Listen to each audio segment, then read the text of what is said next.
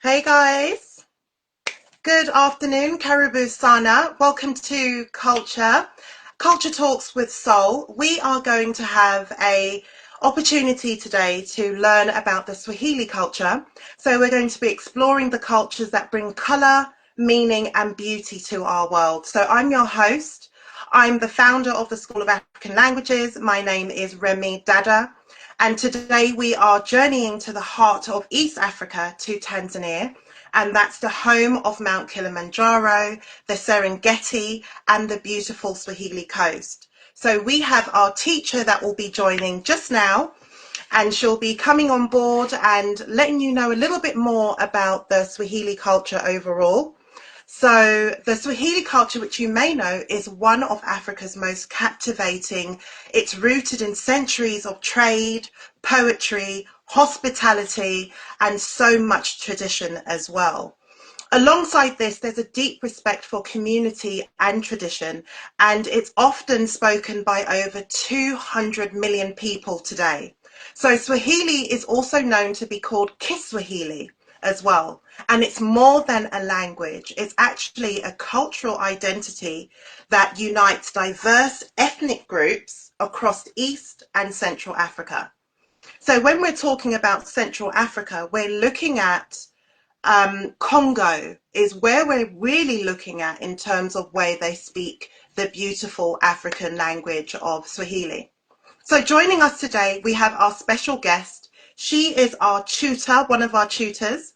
Her name is Jane. She's a Swahili teacher from Tanzania, and she will be helping us to explore the heart of the Swahili culture. So she's going to be talking to us about greetings, weddings, from naming traditions to Tanzanian landmarks as well. So we're going to give her a warm welcome. Hi, Jane. How are you? Hi, I'm good, and how are you? Good. It's so good to see you. It's been a while. So it's Good such to a see blessing to you. see you online. Welcome and thank you for joining us today. Thank you very much. I'm also very pleased to be here, and How I is it in can't wait. Tanzania at the moment? Well, Tanzania is good, but right now I'm in Kenya. Okay. Yeah. And how long have you been in Yeah. Kenya for now? Is that where you live? Are you based in Kenya or in Tanzania? Yes, I'm based in Kenya. Lovely. So when we're talking Yeah. about Kenya overall, what does it mean to be Swahili? Is it an ethnicity? Is it a language group or is it both? What exactly does it mean? Well, Swahili is believed to have emerged from the Bantu community. Bantu is a community that has so many other languages, but you find that the languages are very close to Swahili. There's also another belief that Swahili has also come from the Arab language. So you find we have some languages from the Arab language and also from the Bantus. But you find the history that really seems true is that Swahili comes from the Bantu language, in that we are believed to have migrated from Congo, that is in Central Africa, and then all the Swahili speaking people came all the way to East Africa. Then they settled in Kenya, others in Tanzania, and most of the people also in Uganda. So Hmm. Swahili is widely spoken in the Eastern Africa, and I would say it's a national language to Kenya and Tanzania. Yeah. Yes. No, absolutely. I think it's fascinating because recently the African Union also adopted Kenya to be one of their official languages that they actually do business in as well. So Yes. essentially, the Swahili language has been adopted across so many countries, and today it seems to be a language that most people wish to learn as well. So my question Very. to you is, how would you describe the Kenyan culture to someone who's never been there before? I would say Kenya has different cultures depending on where people live, because we have Kenyans in the coast, who are very warm, very welcoming, and we say they walk like pole pole. They are the people that do not have any hurry in life. They're slow and very warm. They will greet you, habari. When you go there and in the morning, they're like, habari asubuhi, meaning good morning. So those are the Swahili speaking people in the coast, which is in Mombasa. And they're so good with their culture. Their Swahili is so perfect. They've not added any other languages as opposed to the Swahili that is spoken in Nairobi, because in Nairobi the Swahili is called Sheng. Sheng is Swahili that is both Swahili and a bit of English, a bit of some other African languages like Kikuyu. You'll find like 1,000 bob in Swahili is elfu, Mhm. and that you will find it in the coastal area, which is Mombasa, and Yeah. also you'll also find it in Tanzania, because Tanzanian Swahili is not diluted at all. But when you come to Nairobi, you'll find they call it ngiri. Ngiri is a Kikuyu word, which Kikuyu is a language spoken in the central Kenya. Okay. So you find it's kind of mixed when we come to the Nairobi region, but in Mombasa we have pure Swahili, in Tanzania we have pure Swahili. So that's the difference. But widely, Swahili is spoken all over Kenya, all over Tanzania. Like even a small child, a very tiny child, knows Swahili. It's our national language. Yeah. No, it's beautiful Yes. to hear because, again, it's one of those things where a lot of people are now moving to Kenya, they're moving to Africa essentially from the UK, from the US, from all these other countries. So Africa's greatly becoming a hotspot. And Yes. recently, the Ugandan government actually spent 800 million to implement in Swahili across the curriculum for schools in Uganda. So Oh we know yes. that Swahili is going to be an up and coming language that many people need to be, or it would be nice, not need to, but it would be nice for people to be adopting. So my question Yes. to you is, when it comes to language generally, and you're Mhm. greeting the elders and the or strangers, is there a difference in terms of how you greet adults, in terms of how you greet children? Could you talk us through some of the greetings, please? Wow, thank you. Wow, such an interesting conversation right here. Yes, there is a difference between how you greet an elderly person or your elder, basically, let's say maybe your parent, an uncle, etc. The way you greet an elder, it's different from the way you greet someone that is junior. Mm. For example, when you're saying hi to an elder, you say shikamo, Chikamo. shikamo, yeah. And then Chikamo. the junior will say marahaba. Marahaba. That's very Yeah. similar to the Arabic, isn't it? The Arabic word when they say mahaba. So with Mhm. Swahili, you say marahaba. So yeah, that's why I began by saying there is a belief that Swahili also came from the Arab language, Mm, because we also absolutely. have some words that we borrowed from them. So yeah, we Yeah. say shikamoo to an elder, and then they sorry, to an elder, and they will say marahaba. Okay, and then Marahaba. when we are on the same level, maybe I'm greeting a peer, we can just say habari, meaning how are you? And when it's a child, you can just say habari, but the child is supposed to greet you shikamo, and then you say marhaba. So then when you're Yes. looking at when someone first comes to Kenya, besides the Mhm. greetings, what are like the key phrases that you feel that every visitor should know? All right, when you're coming to Kenya, we'll always tell you Hakuna Matata. Oh yes, of course. We even have songs that say, Karibu Kenya, Hakuna Matata, meaning we do not have problems. We are good. That's from We the do not Lion want to. King. Yes, We all know it yes. from the Lion King, Hakuna Matata. But yeah. Yeah, Hakuna Matata. So yeah, that's basically like a phrase that Kenyan Swahili is known for from Mhm, way, I don't know.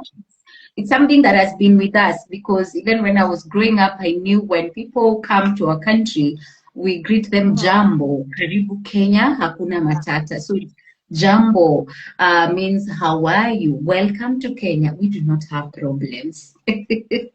Oh, okay. So would you say, like, I think a lot of us also know Jumbo from Lionel Richie in his song. He says, "Hey, Jumbo, Jumbo." So it's Uh-huh. like, so much Swahili and has been put into different songs. Even Michael Jackson had Nakupenda, from what I remember. Oh, So oh, yeah, so there's so many, Swahili words that are flying around. But as you've just said, wow. one of the key words to say is jumbo, which means, did you say welcome?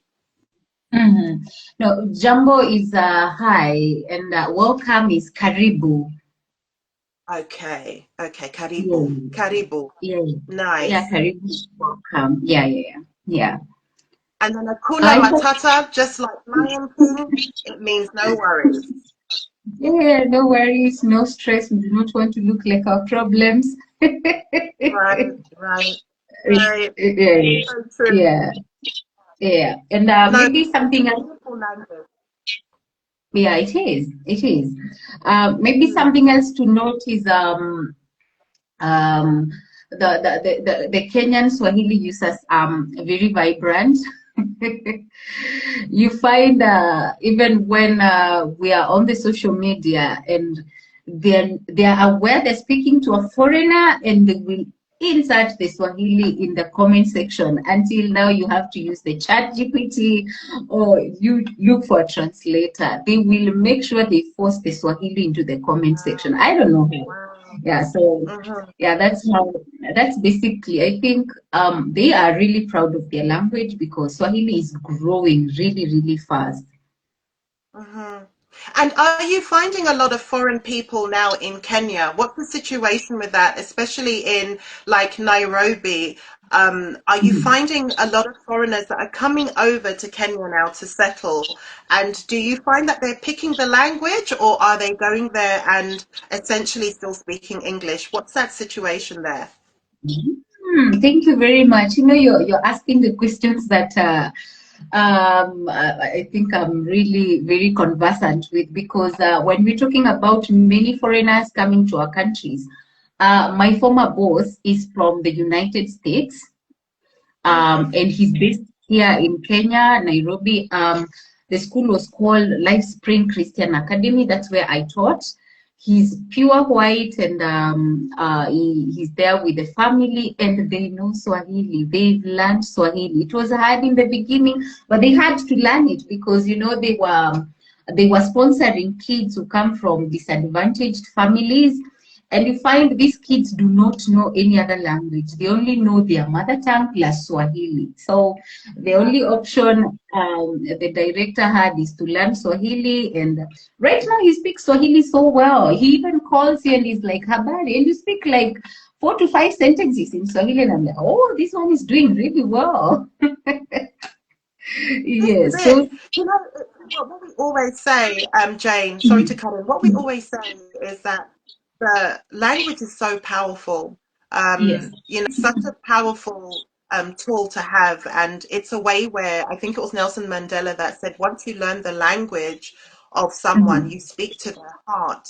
And one of Oh, the yeah. key things we're always talking about is ensuring that the Mhm. generations to come, the Generation Z, Generation millennial generation, the alpha generation, all those generations, it's about Yeah. maintaining the language. It's about keeping Okay. that alive, because what's starting to happen is we're becoming Mhm. so globalized that we end up taking our colonial languages with us when we're even traveling to the African countries.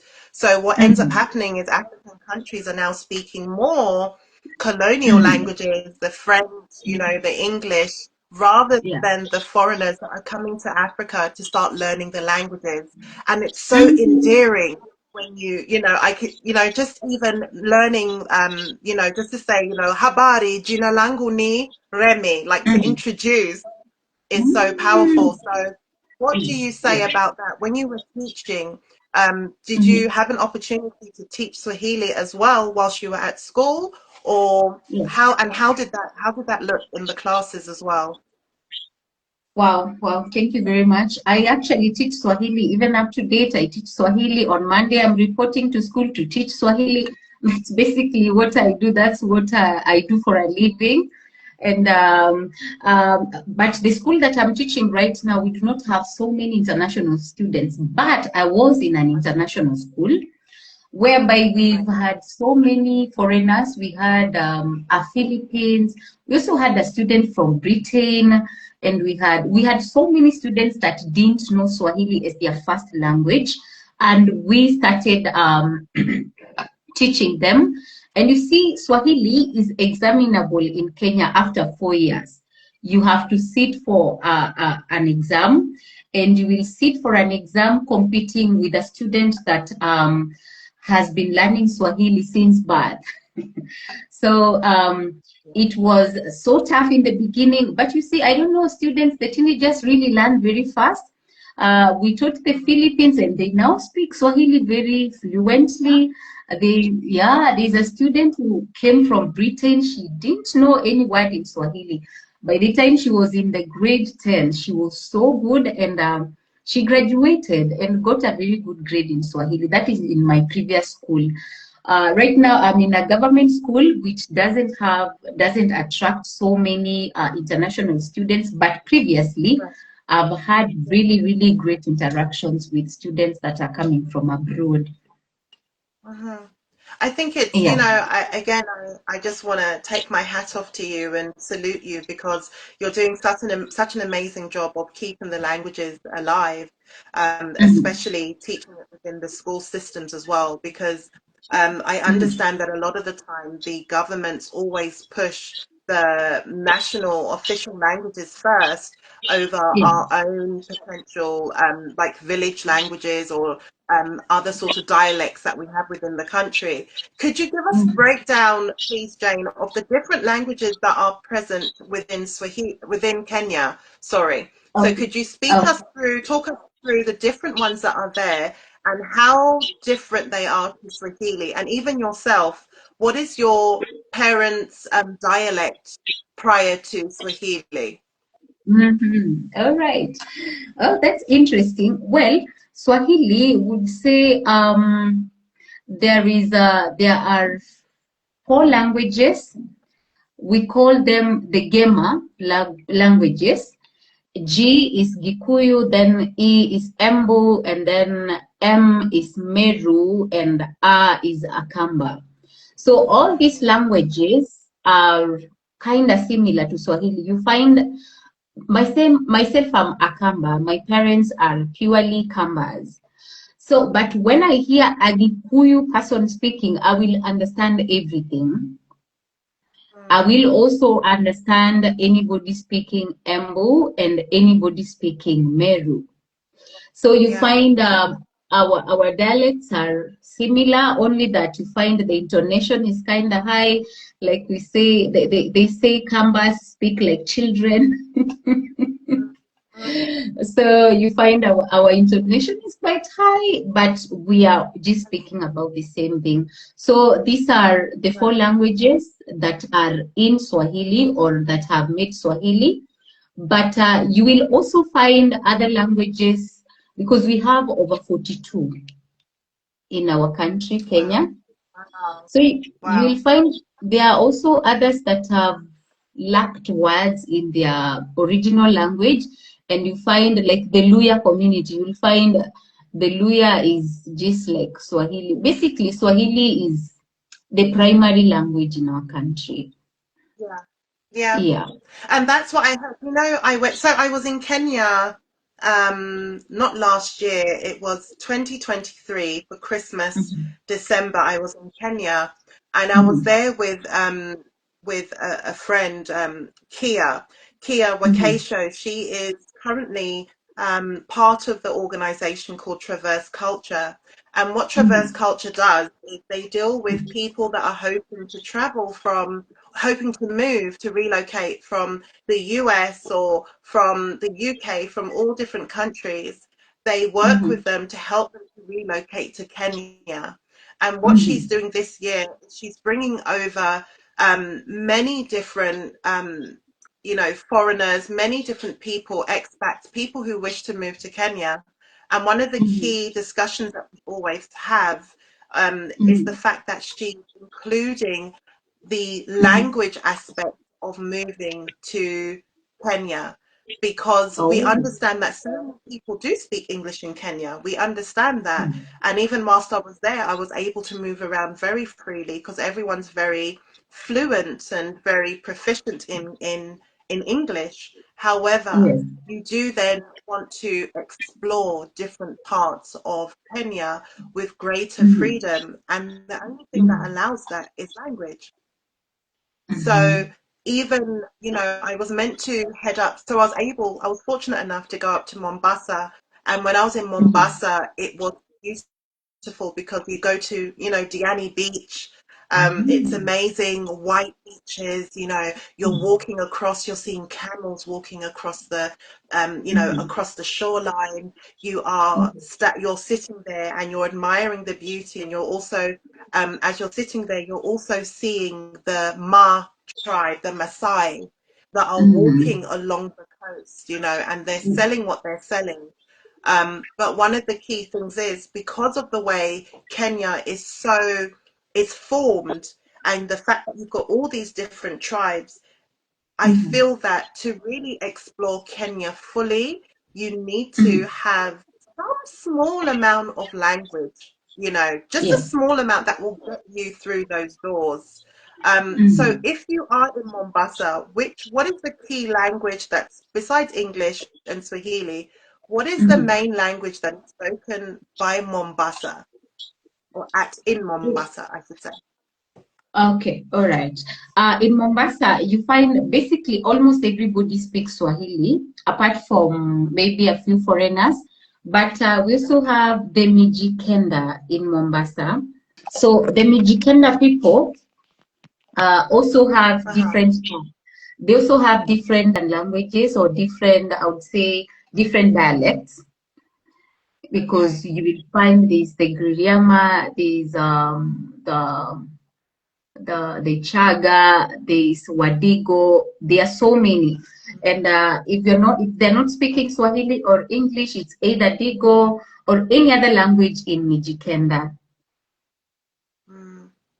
Yes. Okay. All right. And Mhm. then what about you find mainly so one thing I always thought is I thought it was pronounced Kikuyu with a K, but as you were talking, I realized it was a G. Does that mean Yes. that the G is pronounced as a K or is it Kikuyu? When we are pronouncing it we're writing it in Swahili, it's Kikuyu with K, but Right. Gikuyu, it's when we are actually speaking the Gikuyu language. You understand? Okay. Yeah. Yeah. Yeah. But in Swahili or when you're writing anything, any script in English, you use K because maybe that's an advanced way of of writing it. But the indigenous, the original one is G, Gikuyu. Right. Yeah. Yeah. Yeah. Got a message, Jane, from George. He's Okay. asking why do so many people, the local poorer people in Tanzania, mix up their R's and L's? Well, I would say it's the interference with their mother tongue because remember Swahili is kind of the secondary language, though it's learned too early, but we still have our own languages where like the Gikuyu, the way I have written there is Gikuyu, the Kamba. The Gikuyus also have this problem of R and L. It's not that they are poor or anything. It's just interference with the mother tongue. You find maybe they're told, let me look for a word. Well, tarmac road, we call it Lami. Lami. And when you're speaking in the Gikuyu language, you can say Rami, you know. Mm-hmm. But you know, when they're going to speak Swahili, they might not differentiate between the R and the L. So you'll find that they're speaking Swahili where they're supposed to use L for Lami, and you find they mix it up and say Rami, which is still okay. We understand. I mean, it's our Yeah. languages. So, yeah, I think, George, it's all about interference with the mother tongue, the language that we speak when we are growing up or when we are being brought up before we learn Swahili. There's that language that your mother teaches you, and you find it has issues with R and Ls. That doesn't have anything to Yeah. do with your background or anything. Yeah. I'd also like to add to that, Jane, just bringing in a bit of knowledge from other African languages. You also mentioned Zimbabwe. Now, one of the key things about Zimbabwe, George, is it's very similar to what Jane has just said with the L's and the R's. In the Zimbabwean language of Shona, they do not actually have the L in their alphabet. So many times when they're speaking, they will even pronounce a name like Lily as Riri, so they will Mm-hmm. pronounce it as Riri, which is the rolling of the tongue. So Mm-hmm. that's one of the key features that you will find in some of the African languages. It's more of a substitution for articulation of sound. So Mm-hmm. within speech and language, essentially, we call that a sound error. But as long as the person can be understood, then they're still able to communicate. And that's the key thing. But Jane is absolutely right in the sense that they substitute the sound, the letter, due to an interference of the second language. Very true. Mhm. Thank you. No, I can that's even a see. great question. Yeah, no, it's a great question, George. And the other thing as well, what we found with the Swahili language, it's also very similar to so one of the key things that I speak to people about, especially when learning an African language, I always sort of say to them, what's the reason why they wish to learn the language? But another thing is, are you looking to learn more African languages? Because if we're able to know those two answers, we can then guide you to which languages will help you to then learn Mhm. other languages, if that makes sense. Mhm. And Mhm. Swahili is one of those languages that, as Jane said at the very beginning, it draws from Arabic language. Swahili, the word is Arabic, which means the coast. So it draws Mhm. from the Arabic language. It also draws from German. It also draws from Zulu as well. And then there's some words within the Swahili language that is very similar to Igbo as well. Mhm. So when Mhm. you're counting, some of the words are similar to Sesotho, which is a South African language. Some of them are then similar to Igbo, which is a Nigerian language. And then some of them are similar to, as you said, the a lot of the foundational words are Arabic.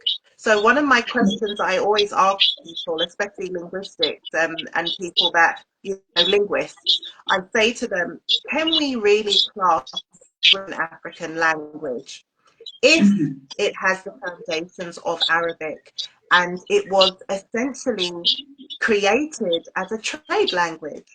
So Mhm. it started off as a pidgin language. It started Mhm. off as a patois. It was a language where the people on the coast from India, from all these countries, would come to Tanzania, and they would speak to one another through this broken language, which was initially a Creole, I should say a patois, and then essentially it developed into this Creole language that we now Mhm. call Swahili. So Mhm. just to finish off that train of thought where I was going is, if you do want to learn an African language, the reason why Swahili is so powerful is because you will find different parts of African languages in Mhm. Swahili. So it will actually Sure. help you to learn other languages. It's such a Very powerful true. language to have. And that's the reason why the African Union has now adopted it as the official fifth language of the African Union. So what that Mhm. means is documents go out in Swahili. Mhm. And going back to yourself, Jane, as well, like in terms of learning Swahili, how long would you say it would take to be fluent in Swahili? What would you say? Wow, that's interesting. I think it depends with the interest of a person because there are people that will take a month to grasp a few words. And then we Hmm. also have others that will take 2 months, 3 months, even 1 year. Depends on the interest of a person and also how much effort they are putting in knowing the Swahili language. But you find when you stay with people that speak Swahili throughout, you'll find you will learn it very fast, especially I was speaking about my former boss way back in 2019. Hmm.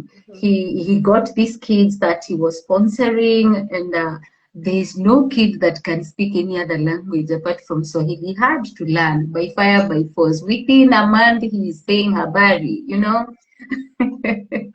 So Yeah. it depends with also the environment, also the willingness, and also how much effort you're putting in. It can last a month, Yeah. 2 months, 3 months, depends on the individual. Yeah, I completely Yeah. agree with you. And again, like just for everyone out there, like learning a language is so rewarding, but it is Yeah. challenging. And as you get older, there's a myth Mhm. that says that as you get older, it's harder. It's not true. It's not Yeah. harder to learn a language Mhm. when you're That's older, it. but what it Yeah. is it's time. It's time. Mhm. And Mhm. also a fact Mhm. that you've got people who have been away from school or learning for so long. So it does take Mhm. longer to, it does take longer to pick up a language, to acquire a language again. But it Yeah. typically involves the four basic things. It's Mhm. listening, speaking, Mhm. Mhm. reading, writing. Mhm. And then Mhm. alongside that, it's grammar, Mhm. vocabulary. But one of the Mhm. most important things that we always talk about is cultural context. Mhm. So what we always say is, but what's Mhm. the real reason why you want to learn the language? What is it? Is it travel? Is it work? Is Mhm. it personal Mhm. interest? Like, and then on Mhm. top of it, you're looking at, what type of resources are in place, because a lot of people Mhm. at one point will use apps. So Mhm. they were using like Duolingo, Babbel, Mhm. Memrise, Mhm. Anki, which is one which you use for like flashcards. Or Yeah. they'll use like books, like you get grammar guides, or you get like bilingual sort of readers, Mhm. or Google, ChatGPT. But the Mhm. one thing that we will say is, well, apps are amazing. They're great. They're great for you um, to tap into a language, but you are Mhm. not conversing with a human being. You need the human. The human Mhm. is what you need in order to Mhm. ensure that you are learning effectively. Apps are amazing, but they need Mhm. to work alongside a human. When it Mhm. comes to daily practice, what we tend to say is, for yourself, practice like 15 to 30 minutes. That's the Mhm. best way of going about it. So what Mhm. happens with that is, it's more Mhm. effective than you trying to go, you're cramming 1 week in all of a sudden, and then, Mhm. you're going to Kenya next week, and you think you're going Mhm. to learn the language in a space of a week. It's impossible, Sure. but you just need to alternate between the vocabulary, grammar, Mhm. listening and Mhm. speaking. You can watch shows, going back again to like the Swahili customs and that sort of thing. um, we have teachers that are based in Kenya, then we have teachers that are based in Tanzania, and Mhm. one of the key things that often comes up that people talk about is there's the difference. And so, for example, there's something I heard when I was out there. They said that Swahili was born in Tanzania. It grew up in Kenya, and then it died in Uganda. So Uh-huh.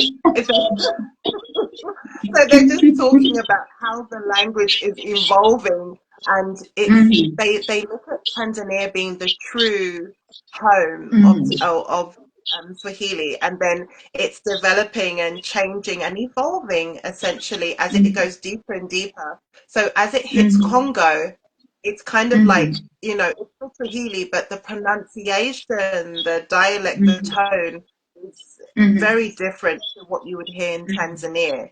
So my question is to you, have Mhm. you been to Tanzania, and how did you find the difference with when you're speaking there? The Tanzanian Swahili is it's the undiluted Swahili. You'll find in Kenya we at times run short of words and we can add English in there. But in Mhm. Tanzania, you'll never find them adding any other language in their Swahili. So you find it's very interesting. They're speaking, we call it Swahili Sanifu, the Tanzanian Swahili, which means it's the Okay. pure Swahili that is not mixed with any other language. But you find in our country, but for me as a teacher, I do not mix. So I can speak the Swahili in Tanzania very fluently because I am Wow. trained to do that. So I'll not run short of any words. But Yeah. yes, in Tanzania, it's very pure and very rich in words. And in Kenya, it's kind of Mhm. diluted. Apart from the teachers who can speak the pure Swahili, the other people you will find on the streets, they speak Shen. We call it Shen, whereby it is a bit of Swahili here, a bit of English, a bit of Gikuyu, a bit of, yeah. So that's the difference. So, before we end up wrapping up, what I would like you to do is could you please tell us how to say good morning, good Mhm, afternoon, and good mhm. evening, please? Okay, so good morning is habari ya asubuhi. Habari And ya asubuhi. very good. Habari ya asubuhi. And then we go to good afternoon is habari ya mchana. Habari ya Habari mchana. ya mchana. Very Okay, good. You did let's. so well. Thank you so much. And then in the evening we say habari ya jioni. Aha, habari ya jioni. Mhm, It sounds a mhm, bit Italian. That mhm. giorni sounds a little bit I Italian. know. Sounds a little Italian, you know? And then this is how we answer all of them. We say nzuri, nzuri, Nzuri, nzuri. But Nzuri. In Kenya you can say poa. Poa. Is that Yeah. P-O-A? Poa. Yeah, yeah, POA. You can say habari ya jioni poa, habari ya asubuhi poa. But the indigenous Swahili is nzuri. Yeah. Ah, Nzuri. Nzuri, Mm-hmm. Nzuri. No, wonderful. I think it's so good to have those key Mm-hmm. three, how to greet people, the good morning, good afternoon, and good evening. And again, Mm-hmm. what I'd like to say to yourself is habari ya jioni. You've been such a Mm-hmm. pleasure to have on, Mm-hmm. and asante sana is what I should be saying Mm-hmm. to you as well. Karibu And sana. we thank you so much for all that you've done, and Oh, thank you for you're mhm, awesome, Jane. So again, it's mhm, been such a pleasure to have you on board and sharing the richness of the Swahili culture with us, from the mhm, respectful greetings to mhm, the different sorts of cultures and the different languages that are spoken within Kenya. We've learned mhm, that through you, the Kenyan culture is full of warmth. It's full of depth, Mm-hmm. it's full of hospitality as well. And to Yeah. the audience that are here, if you ever to travel to East Africa, just remember this. It's not Mm-hmm. about just the landscape, but it's about the Mm-hmm. people, it's about the Yeah. tradition. Yeah. It's that's what brings the country to life. So Sure. in Swahili, I know they Mm-hmm. say, is it tuko pamoja? Tuko pamoja. Mm. We're together. Yeah. Wow.